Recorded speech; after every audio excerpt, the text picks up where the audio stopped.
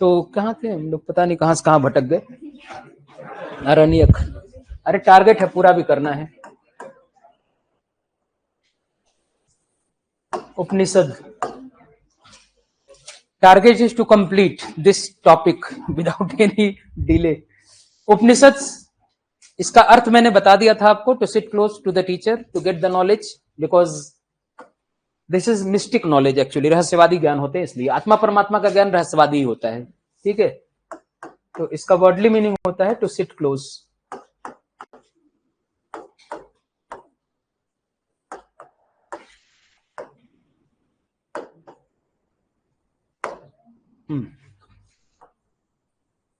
Upanishads are philosophical text. ठीक है,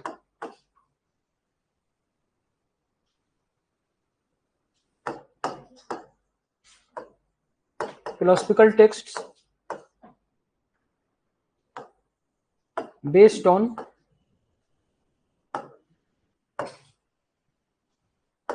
logic and reason.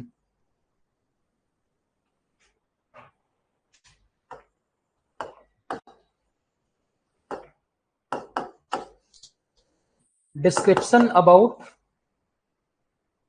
soul,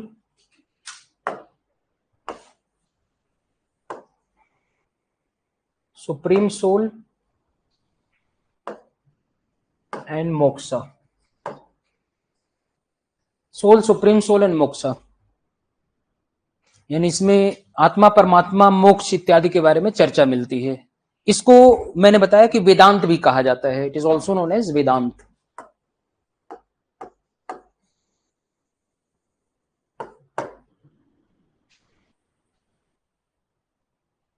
also known as, पूरा लिख लेंगे, also known as Vedanta.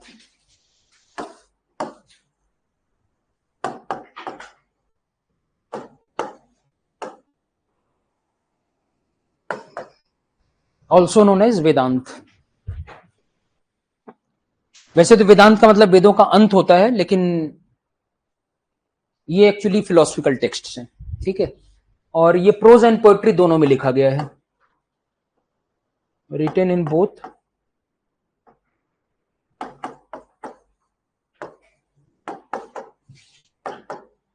Pros and poetry. यानी कुछ टेक्स्ट ऐसे हैं जो प्रोज में है, कुछ पोएट्री फॉर्म में है। गद्य और पद्य दोनों में लिखे गए हैं।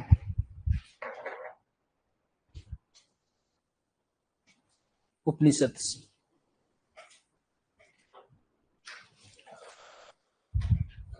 इंपॉर्टेंट उपनिषद के कुछ नाम आपको लिख लेने हैं इसमें।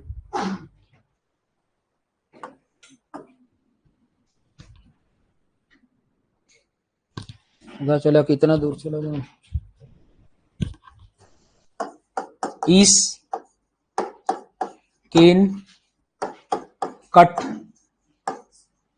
ये आधा आधा नाम लिख रहा हूं। ईसोपनिषद, ठीक है, केनोपनिषद, कठोपनिषद, ऐसे है ये नाम। तो ईस, केन, कट,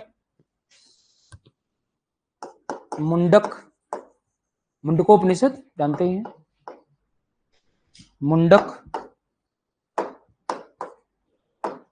मांडुक्य,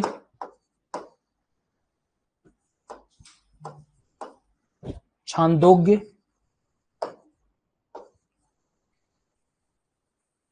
बृहदारण्यक,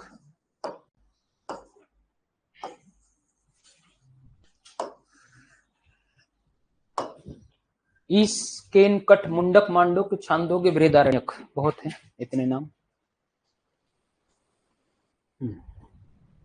ये सब कुछ एग्जाम्पल्स हैं।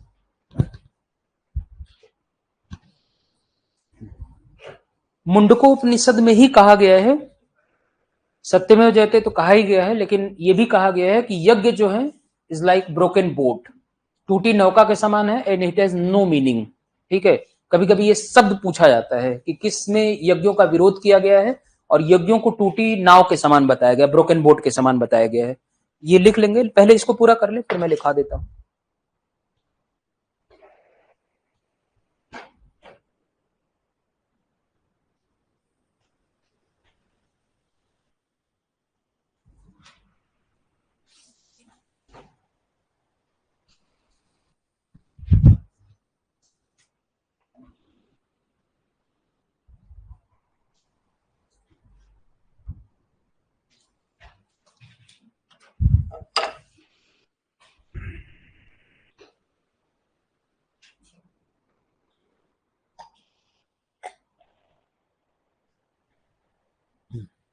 लिख लिया सभी लोगों ने? पैरा चेंज करके लिख लेंगे। इन मुंडकोपनिषद, इन मुंडकोपनिषद, इन Mundakopanishad sacrifices has been opposed. In Mundakopanishad, sacrifices has been opposed.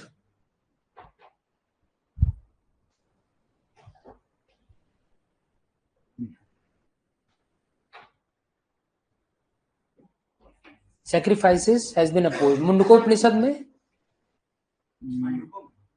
हाँ मुंडकोपनिषद, मुंडकोपनिषद में सैक्रिफाइसेस को क्या कहते हैं? बलि, बलि का विरोध किया गया है। हाँ लिख लें, सैक्रिफाइसेस यानी बलि का विरोध किया गया है। And it is said that, it is said that, it is said that sacrifices and yajnas, sacrifices and yajnas are like broken boat. It is said that sacrifices and yajnas are like broken boat. तथा कहा गया है कि बलि तथा यज्ञ टूटी नाव के समान है। Sacrifices and yajnas are like broken boat, broken boat. और इसी में एक और शब्द जो ट्रुथ प्रिवेल्स एलोन यानी सत्य में जयते हैं, यहां से लिया गया है, लिख लेंगे।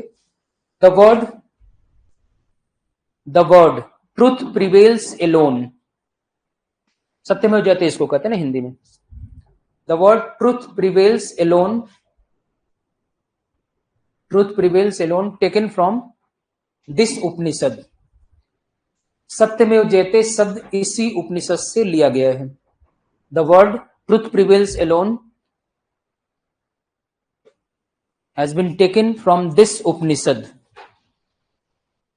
Truth prevails alone has been taken from this Upanishad.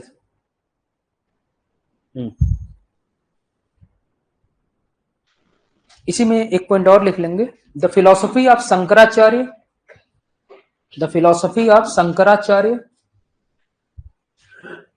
Ramanujacharya,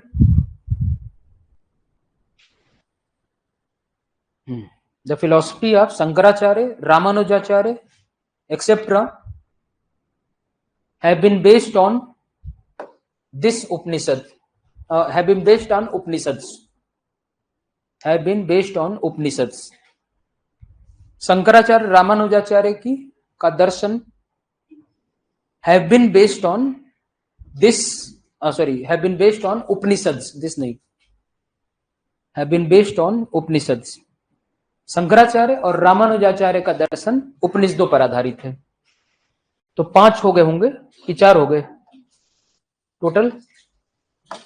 Vedang बचा हुआ है, 5वां है ना वेदांग। इनकी संख्या कई एग्जाम में पूछ लिया गया है। वेदांग कितने होते हैं? वेदांग का मतलब होता है last part of the Vedas, ठीक है, ये वेदों के अंतिम भाग हैं। वेदांग की संख्या कुल 6 है। There are 6 Vedangs. Last part of Vedas.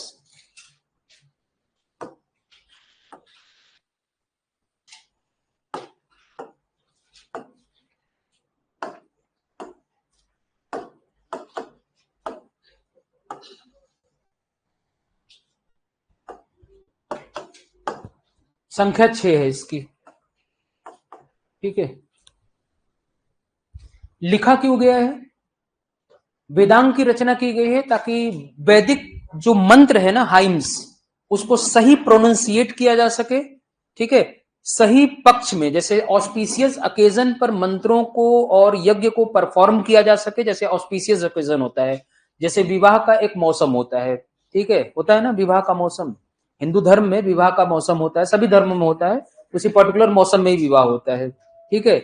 तो भारत में विवाह का मौसम ऑस्पिशियस ओकेजन को देख करके बनाया जाता है कि कौन सा शुभ मुहूर्त वहां पर है, ठीक है। पहले क्या होता था, केवल इसी में नहीं होता था, राजा युद्ध लड़ने जाता था तब भी ऑस्पिशियस ओकेजन देखा जाता था। मतलब अजीब नॉनसेंस है ये लोग, क्या बताएं। मतलब राजा युद्ध लड़ने तब जाए जब ऑस्पिशियस ओकेजन हो, पता चला दूसरे वाला बिना ऑस्पिशियस ओकेजन के अटैक कर दिया, अजीब नॉनसेंस।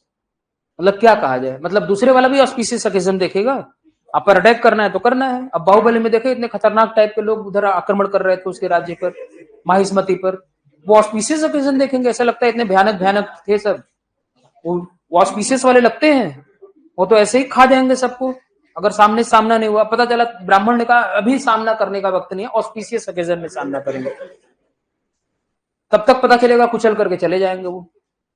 अब ये तो मतलब ऑस्पिशियस ओकेजन, कोरोनेशन के लिए थोड़ा समझा जा सकता है, राजाभिषेक के लिए कि ऑस्पिशियस ओकेजन, लेकिन राजा का राज्याभिषेक हो उतने दिनों तक तो राज्य खाली नहीं रह सकता ना, तो राष्ट्रपति शासन जैसा प्रावधान तो होगा नहीं, राजा ऑल इन ऑल होता था, ठीक है, and the source of all the powers होता था, तो कैसे कह सकते हैं कि आप ऑस्पिशियस ओकेजन देखेंगे उसमें राज्याभिषेक कराने के लिए, ठीक है। तब तक पता चला तलवार की ताकत के बल पर दूसरा सत्ता में कब्जा कर ले तो हो जाएगा काम। और उस समय तलवार की ताकत या हेरिडेटरी सिस्टम, दो ही तरीका था, क्योंकि there was no rule of primogeniture, यानी बड़े पुत्र का गद्दी पर अधिकार हो, ऐसा कोई रूल था नहीं, और न ही इस तरीके का अधिकार था कि अगर आप राजा हैं और राजा के बेटे अगर नालायक निकल गए तो वही गद्दी पर बैठेंगे, जरूरी भी नहीं था। पता चलेगा कोई सेनापति मजबूत हो गया, मार डाला और प्रिंस को, और खुद गद्दी पर बैठ गया, तो तलवार की ताकत भी कई बार डिसाइडिंग फैक्टर होता था वहां पर। ऐसा कोई रूल रेगुलेशन तो था नहीं, और जनता का वोटिंग सिस्टम वैसे भी नहीं था, ठीक है। तो इस तरीके की चीजें कहीं ना कहीं रही है। तो 6 नंबर है इसके, and it has been written, it had been composed for correct pronunciation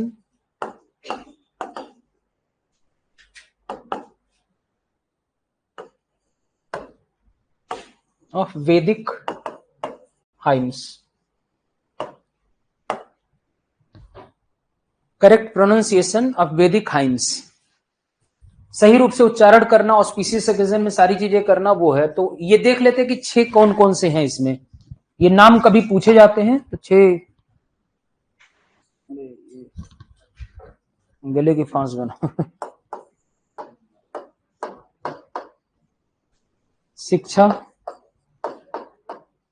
कल्प, निरुक्त,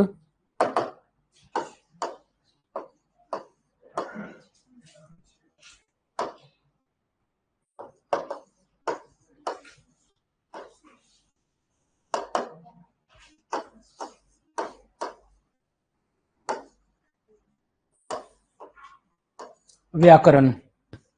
शिक्षा, कल्प, निरुक्षण, ज्योतिष एंड व्याकरण।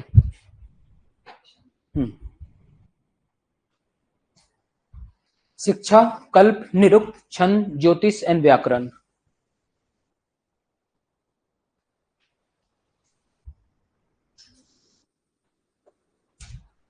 तो 6 हैं ये वेदांग। शिक्षा और इन सब पर थोड़ा थोड़ा डिस्क्राइब कर देता हूं मैं, क्या क्या है, किस लिए लिखा गया है, और कुछ टेक्स्ट होंगे इस पर तो लिखा देता हूं मैं जल्दी से। शिक्षा पहला करेंगे आप लोग, ये 6 नाम भी याद रखने पड़ेंगे, ठीक है, पूछे जाते हैं।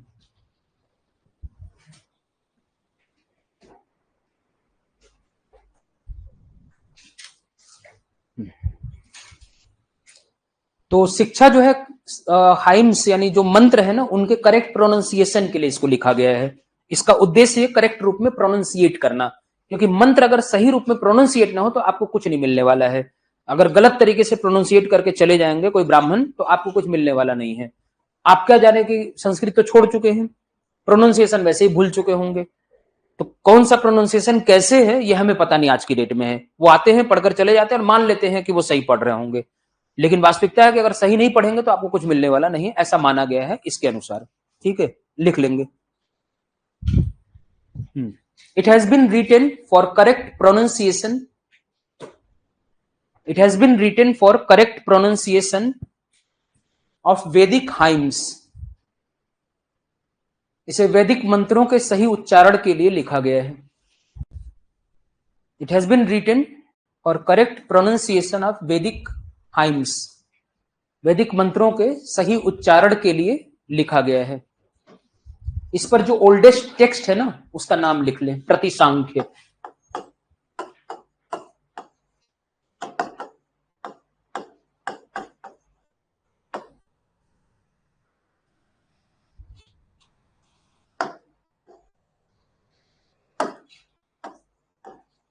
प्रतिसांख्य, डैश देकर इसमें लिखना है ओल्डेस्ट टेक्स्ट इस प्रतिसांख्य, ओल्डेस्ट टेक्स्ट इस प्रतिसांख्य, प्राचीनतम ग्रंथ जो इस पर है प्रतिसांख्य है। दूसरा लिख लेंगे कल्प, कल्प,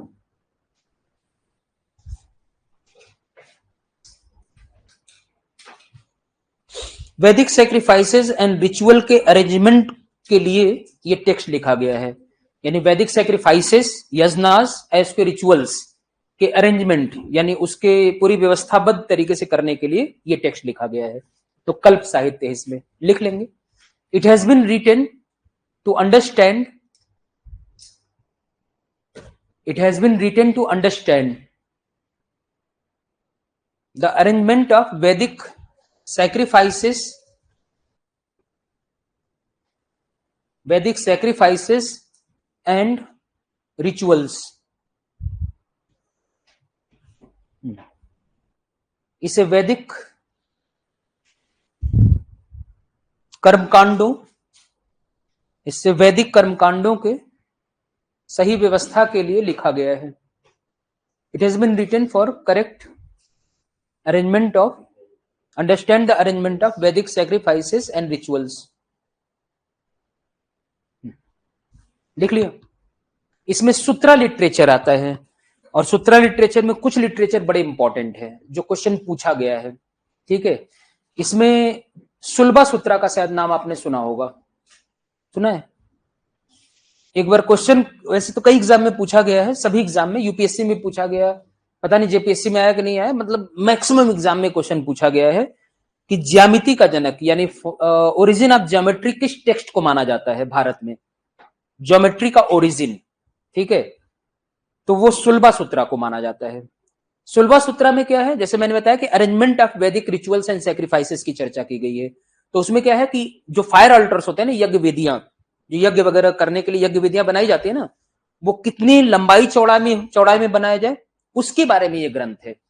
तो मेजरमेंट ही है, ज्योमेट्री क्या है, मेजरमेंट के बारे में ही है, और उसका मेजरमेंट करके उसे बनाया जाता है। आजकल क्या है, रेडीमेड है, मार्केट में मिलता है, रेडीमेड रूप में उठाकर लाते हैं और उसको लगा दिया जाता है, यज्ञ संपन्न हो जाता है, फिर उसको धोकर रख देते अगले साल के लिए, फिर जब करवाएंगे तब।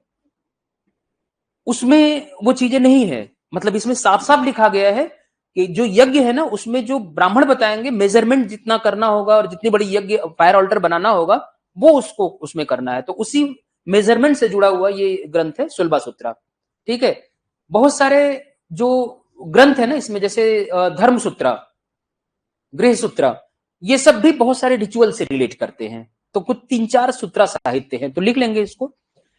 सूत्रा literature, sutra literature comes under this, सूत्र साहित्य इसके अंतर्गत आते हैं।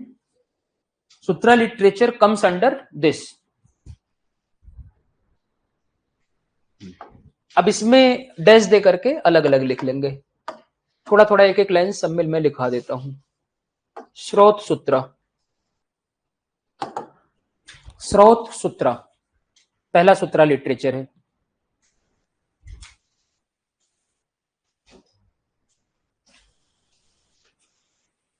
स्रोत सूत्रा लिख लेंगे कि chronological description, chronological description of यज्ञ पाठ, chronological description of yajna part has been found in this text. Chronological description of yajna part has been found in this text. इस ग्रंथ में यज्ञ भागों का क्रमबद्ध विवरण मिलता है, यज्ञ भागों का क्रमबद्ध विवरण मिलता है।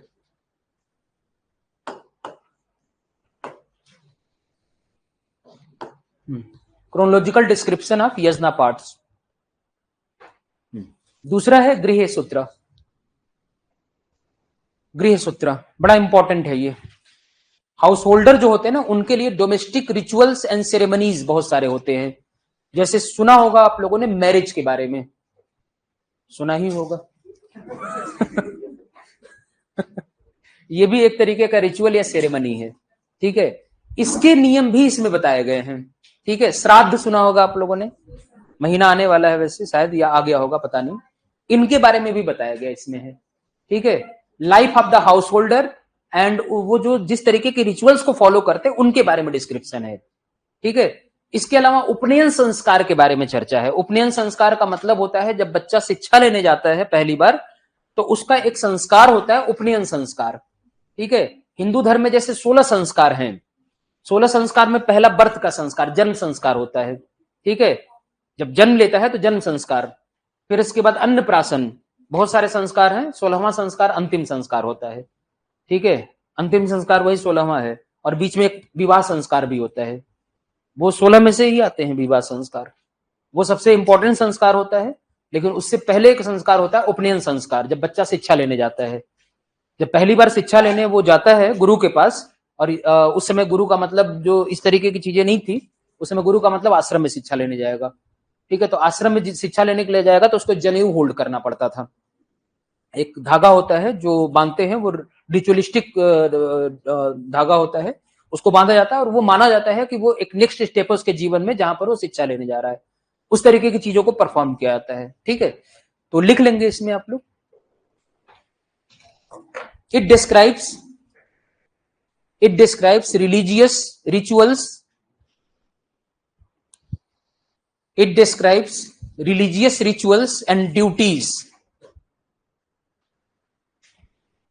It describes religious rituals and associated associated with the life of a householder. Duties associated with the life of a householder.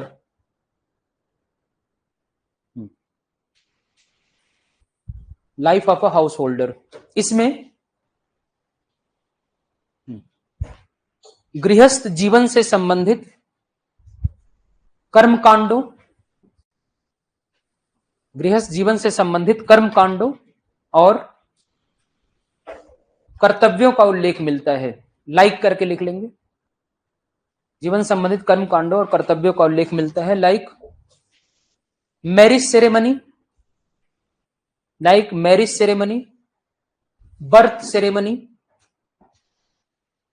Like करके लिखना है, मैरिज सेरेमनी, बर्थ सेरेमनी, श्राद्ध,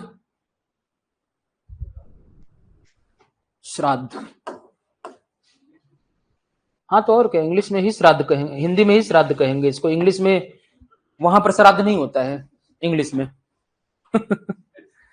श्राद्ध, उपनयन, श्रद्धा नहीं पढ़ लेंगे आप लोग, हाँ फिर आगे कपूर भी लगा ले। पढ़ा जाता है वैसे ही है, क्या करें। श्राद्ध एंड उपनयन संस्कार, जैसे करके लिखना है ना आपको, विवाह, जन्म, श्राद्ध और उपनयन संस्कार। उपनयन भी लिख दूं,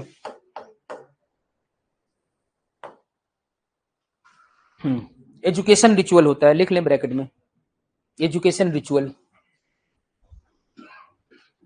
उपनयन।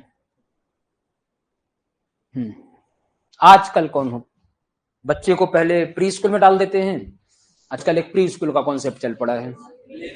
हाँ तो वही प्री स्कूल, प्ले, हाँ वही तो होता है, प्ले स्कूल। अच्छा, स्कूल में शुरू होता है प्ले। एक्चुअली मैंने अपने बच्चों को प्ले में नहीं डाला था, इसीलिए मुझे याद नहीं है। मुझे याद नहीं इसीलिए, तो प्ले स्कूल होता है, फिर प्री स्कूल होता है, फिर इसके बाद नर्सरी आता है, नर्सरी ही प्री होता है, फिर इसका केजी आता है, और दिल्ली में केजी ही होता है, एलकेजी यूकेजी नहीं होता। ठीक है, ये एक फायदा है, केजी के बाद सीधे फर्स्ट में आ गए, तो बच्चों को एक साल बच गया, नहीं तो यूकेजी एलकेजी फीस लेने का तरीका होता है, और छोटे में ना बच्चों से ज्यादा फीस लेते ये लोग हैं कई बार, क्योंकि उसके लिए वो साफ सफाई वाला रखते हैं ना, कुछ पता चला कि कुछ कांड कर दिए वो लोग स्कूल में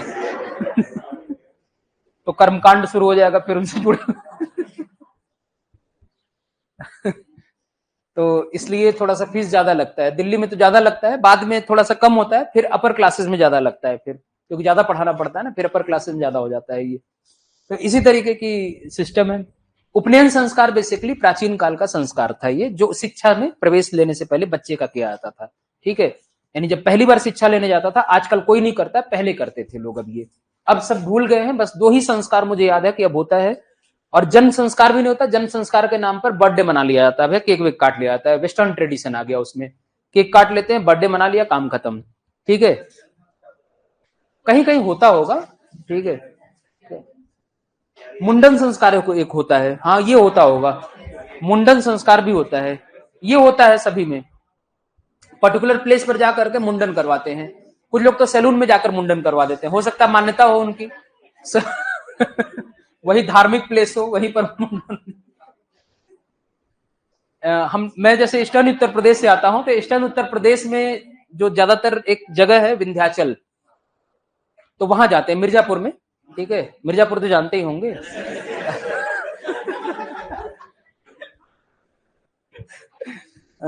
किसी हाँ, जौनपुर के बगल में विंध्याचल भी है, और ये बहुत पवित्र स्थान माना जाता है। यहाँ पर अक्सर हम लोगों के साइड वाले मुंडन कराने जाते हैं, वहां पर है। बाकी और कहाँ कहाँ जाते होंगे वही जानते होंगे, लेकिन हम लोगों की साइड ईस्टर्न उत्तर प्रदेश में ज्यादातर वहीं जाते हैं। मेरा भी शायद वहीं हुआ होगा, मैं बचपन में था, पता नहीं, याद नहीं है, हुआ होगा वहीं पर, लेकिन मेरे बच्चों का वही हुआ है। मैं वैसे विश्वास नहीं करता, लेकिन अब क्या करे, मदर फादर ने कहा पीटे जाओगे यहीं पर, चलो ठीक है। मैंने कहा सैलून में करवा देते हैं, क्या करना है। तो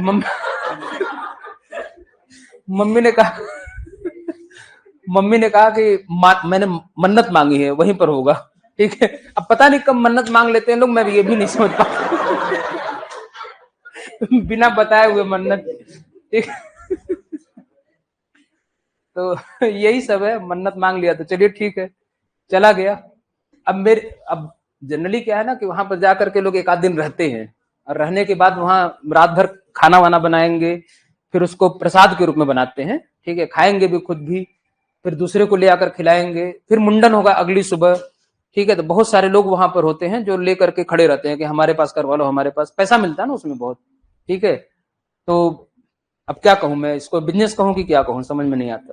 ठीक है, अब जो भी कहना हो, लेकिन है, और चीजें ऐसी ही हैं वहां पर। मतलब आपको घेर करके खड़े हो जाएंगे, मतलब कम से कम 20-25 लोग घेर लेंगे कि मेरे पास करवा लो। ठीक है, और जल्दी जल्दी करते हैं लोग, तेजी से, क्योंकि बहुत सारे होते हैं ना कैंडिडेट, सबको पकड़ना होता है बहुत तेजी से करते हैं। ठीक है, मेरी 2 बेटियां एक्चुअली हैं, तो पहली बेटी के समय मैं गया था, दूसरी बेटी के समय मैं जा नहीं पाया। तो मदर फादर मेरे हैं और मेरी वाइफ, वो लोग गए थे, मैं नहीं गया था। ठीक है, जा ही नहीं पाया क्योंकि अब इतना बिजी था शेड्यूल की, मैं कहा कि आप लोग करवा लो, तब देखेंगे फिर बाद में। पहली बेटी के समय में गया था। ठीक है, अनोखा फीलिंग भी होता है, खैर एक अलग फीलिंग होती है। पहली बार बच्चों को बिना बाल के देखना अपने आप में अलग फीलिंग होती है थोड़ी सी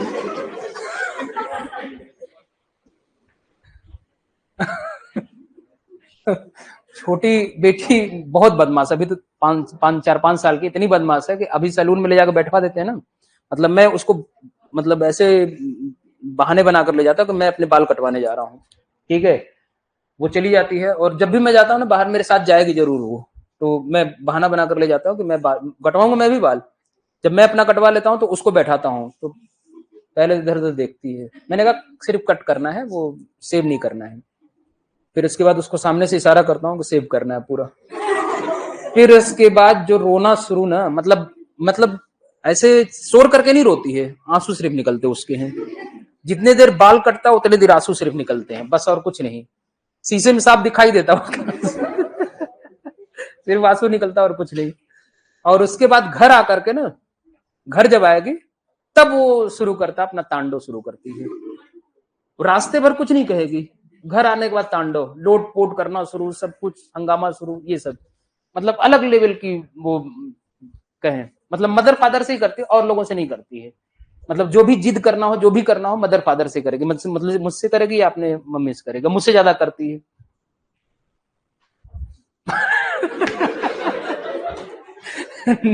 ये मैं कहने ही जा रहा था तब तो निकल गया ये कॉन्सेप्ट वही है, थोड़ा सा क्लोज होते हैं बच्चे, और विशेषकर लड़कियां फादर के ज्यादा क्लोज होती हैं। ठीक है, और मैं मारता भी नहीं हूं ना अपने बच्चों को, मैं बिल्कुल नहीं मारता, तो इसलिए थोड़ा सा। और मैं उनको समझाता हूँ कि मम्मी तुम्हारे साथ 24 घंटे रहती है, मैं तो कभी कभी आता हूँ। तो मम्मी का इरिटेट होना नेचुरल है, बहुत नेचुरल है, क्योंकि 24 घंटे जिसको देखेंगे वो, तो थोड़ा बहुत इरिटेशन आ ही जाएगा।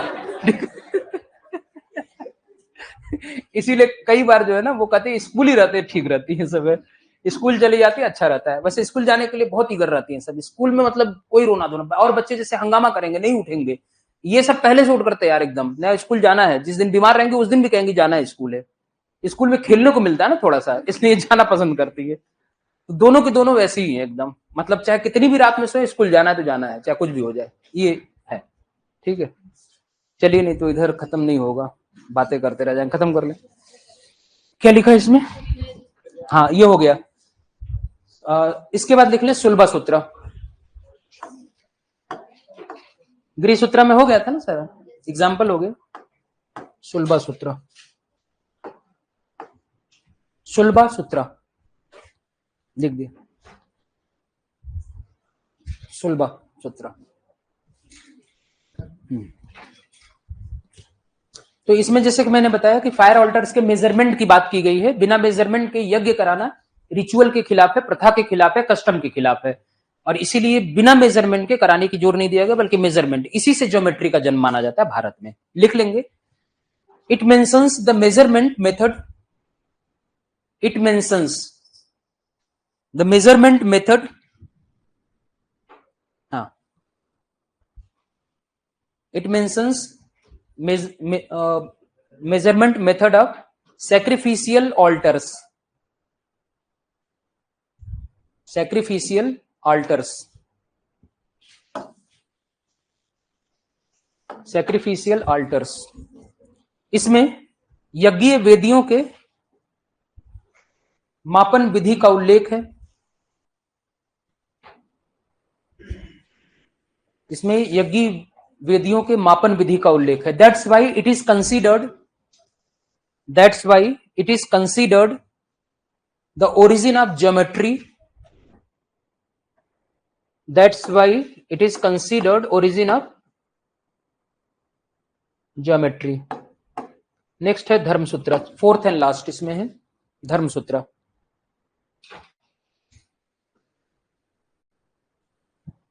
धर्मसूत्र fourth and last,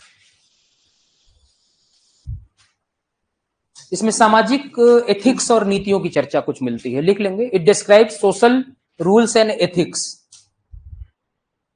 it describe social rules and ethics, सामाजिक नैतिकता और नियमों की चर्चा है, सोशल रूल्स एंड एथिक्स। तीसरा क्या है? निरुक्त ना, हाँ, तो निरुक्त लिख लें, एक एक लाइन सब में है, लिख लें। थर्ड निरुक्त है,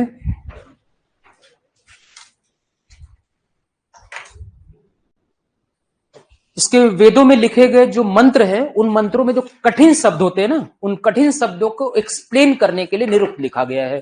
कई बार होते हैं ना, जैसे वोकैब होता है, तो वोकैब में हम जैसे हिंदी के वोकैब होते हैं या इंग्लिश के वोकैब होते हैं, तो उसमें कठिन शब्द हमें पता नहीं होते, तो कठिन शब्दों को कई बार एक्सप्लेन किया गया है इसमें, उसको इसके लिए ये है, लिख लेंगे। It has been written, it has been written to explain the difficult words, it has been written to, it has been written to explain the difficult words of the Vedic hymns, of the Vedic hymns।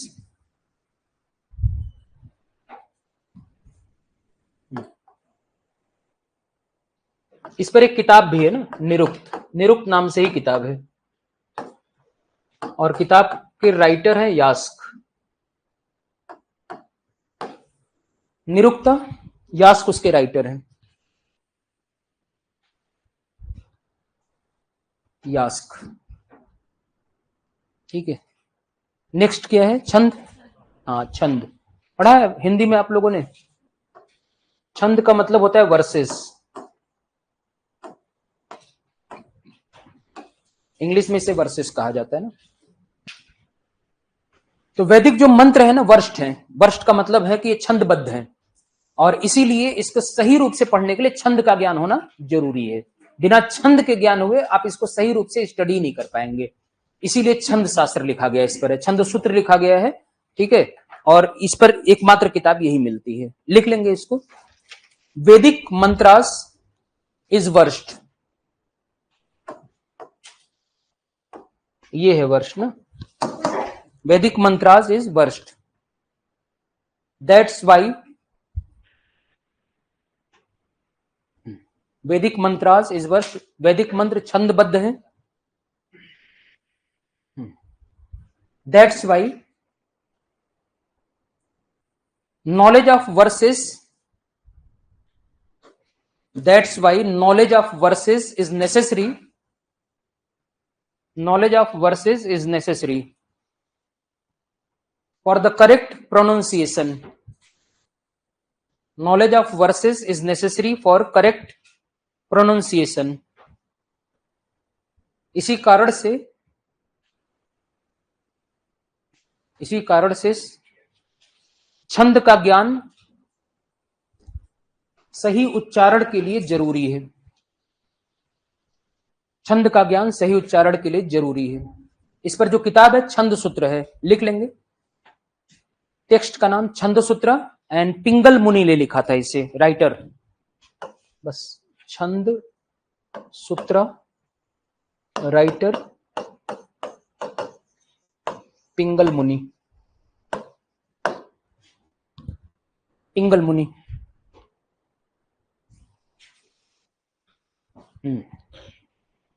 Next ज्योतिष।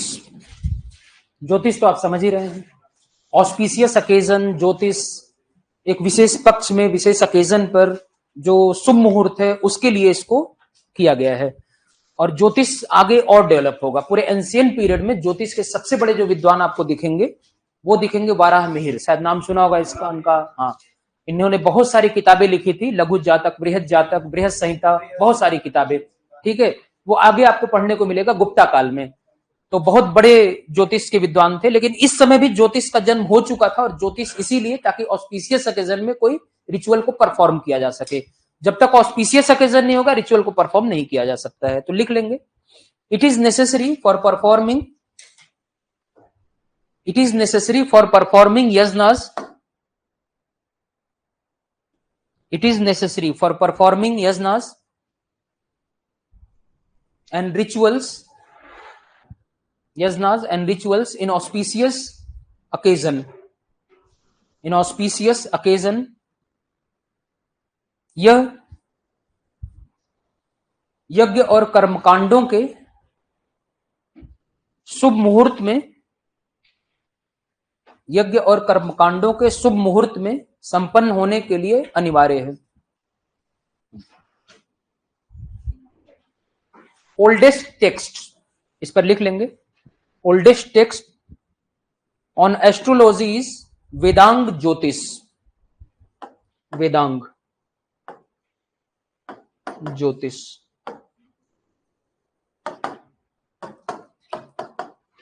मगध मुनि, या कई बार इनका एक और नाम मिलता है लगध मुनि।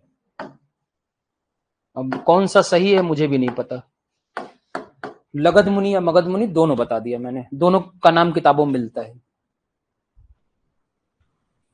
मगध मुनि या लगध मुनि। वेदांग ज्योतिष ओल्डेस्ट टेक्स्ट है इस पर। एंड लास्ट वन इसमें व्याकरण,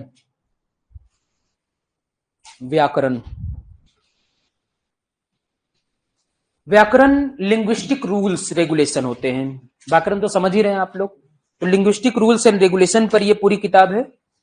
एंड इस पर सबसे ओल्डेस्ट जो व्याकरण पर किताब है सब जानते होंगे आप लोग, पाणिनि की अष्टाध्यायी, ओल्डेस्ट बुक इस पर है, ठीक है। लिख लेंगे, it is related to linguistic rules,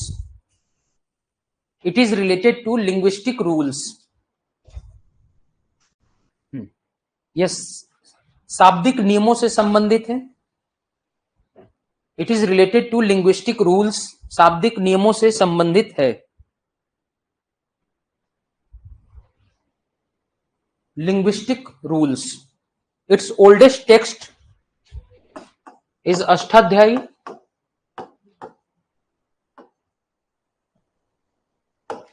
Magadh के किस शासक के दरबार में लिखा गया था ये? नहीं नहीं, मगध के किस शासक के दरबार में पाणिनि ने अष्टाध्यायी लिखी थी? अष्टाध्यायी पाणिनि मौर्य वंश से पहले लिखा गया है ये। अब बता दें, तीन ही वंश तो रहे मौर्य वंश से पहले मगध में, हर्यक, शिशुनाग और नंदास। नंदों के दरबार में थे, महापदम नंद के दरबार में। पाणिनि ब्राह्मण थे और नंदास शूद्र थे, ठीक है, उनके दरबार में निवास करते थे लोग। तो ग्रामर पर बुक है ये अष्टाध्यायी, ब्रैकेट में लिख लेंगे oldest text on Sanskrit grammar, oldest text on Sanskrit grammar. देखिए 6 बजे मैं सोच रहा हूं आपको छोड़ दूं, हो नहीं पाएगा आज।